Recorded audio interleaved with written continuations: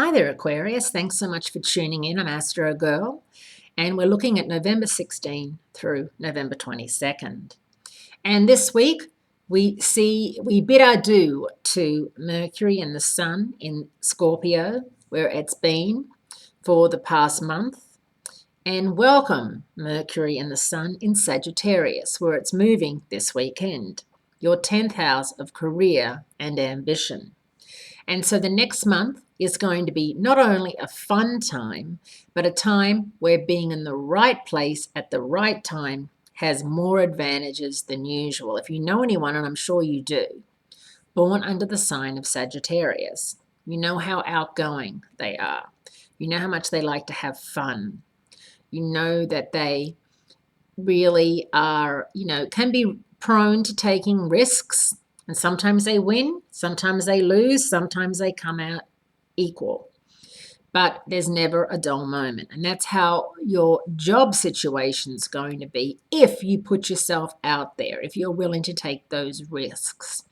Being an Aquarius, you're an air sign, you're ruled by Uranus, the planet of the unexpected, but you are a fixed sign, which means you're incredibly stubborn at times and incredibly not seeing the bigger picture. You want things to happen now in the way you want them to happen, which is unusual for an air sign.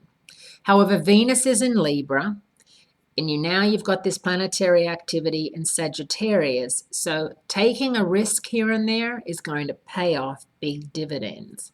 Plus, Neptune, the planet of dreams do come true, fantasy, deja vu, visualization, moves direct in Pisces, your second house of money and self-esteem and self-worth, this week after a 5-month retrograde. So this is going to also be a time when, think back 5 months ago, what was happening financially for you? What was happening with a raise or a promotion or a bonus or some sort of inheritance, some sort of cash that was going to come in for you? If it didn't, the chances are that it's going to be resurrected and that it's going to come about to you either in another way or in the same way. It's just been delayed. Now, Mercury and the Sun in Sagittarius are transiting your 11th house of hopes, dreams, wishes, and friendship. Sagittarians, Aries, Leos, and Librans are really good friends for you to lean on and to have at this time. Geminis too, the fire and air signs are your really good matches.